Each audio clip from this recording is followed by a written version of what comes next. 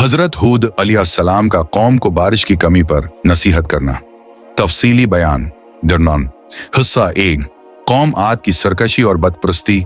हजरत हूद अलैहिस्सलाम की कौम आद अल्लाह की नाफरमानी और बदप्रस्ती में मगन थी। वो दुनियावी ताकत, वसाइल और खुशहाली पर गुरूर करते थे, लेकिन अल्लाह की इबादत और शुक्रगुजारी से गाफिल थे। हजरत हूद अलैहिस्सलाम ने उन्हें बार बार तौहीद की दावत दी और अल्लाह की इबादत करने का हुक्म दिया, मगर कौम ने इनकार किया और सरकशी अख्तियार की। घटना। हिस्सा 2। बारिश की कमी और खशिक साली का आगाज। कौम आद की नाफरमानी की वजह से अल्लाह ताला ने उन पर बारिशों को रोक दिया। एक तवील मुद्दत तक जमीन खशक हो गई, फसलें सूख गईं, जानवर मरने लगे और कहत की कैफियत पैदा हो गई। लोगों को पानी की शदीद हो गई, कुल्त का सामना करना पड़ा और पूरे इलाके में खशक साली फैल गई। निर्णय। हिस्सा 3। हजरत हूद अलैहिस्सलाम की नसीहत। इस मुश्किल वक्त में हजरत हूद अलैहिस्सलाम ने कौम को नसीहत की कि ये बारिश की कमी और खशक साली अल्लाह की नाराजगी की वजह से है। आपने कहा कि अगर वो अल्लाह की तरफ रुजू करें, अपने गुनाहों से तौबा करें और अल्लाह की इबादत करें तो अल्लाह रहम करेगा और बारिशें वापस आएंगी। हजरत हूद अलैहिस्सलाम ने कौम को बताया कि अल्लाह ही रोजी देने वाला है और उसी के हाथ में बारिश और रहमत है। हिस्सा 4। कौम का रद्द अमल। हजरत हूद अलैहिस्सलाम की नसीहतों के बावजूद कौम आद ने आपकी बातों को संजीदगी से नहीं लिया।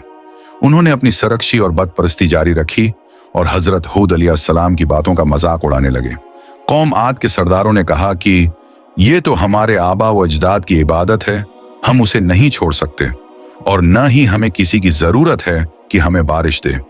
इनकार। हजरत हूद अलैहिस्सलाम ने अपनी कौम के लिए अल्लाह से बारिश की दुआ भी की और उन्हें कहा कि वो भी अल्लाह से मांगें और अपने गुनाहों की मुआफी तलब करें, लेकिन कौम है ने बजाय अल्लाह से तौबा करने के अपनी सरकशी में इजाफा किया और हजरत हूद अलैहिस्सलाम का मजाक उड़ाया।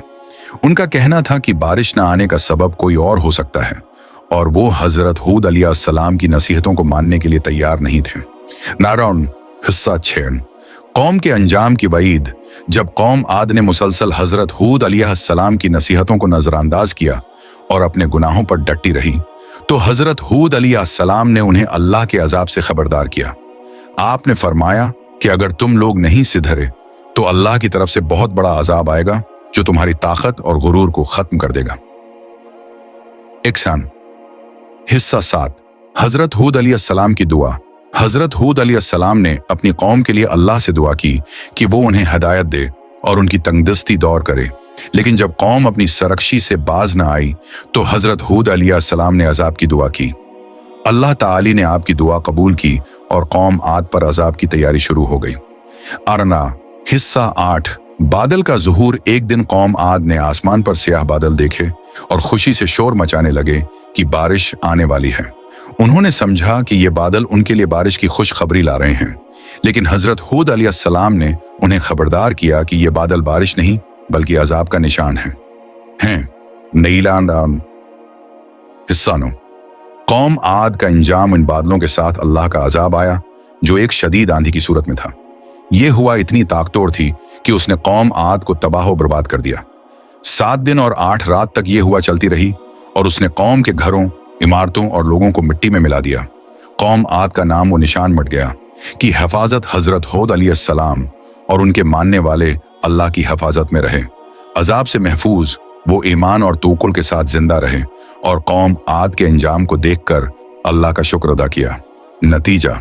ये वाकया हमें सिखाता है कि अल्लाह की नाफरमानी और सरकशी का अंजाम हमेशा बदतरीन होता है। हजरत हूद अलैहिस्सलाम ने अपनी कौम को बार बार नसीहत की, लेकिन उनकी सरकशी ने उन्हें अजाब की तरफ धकेल दिया।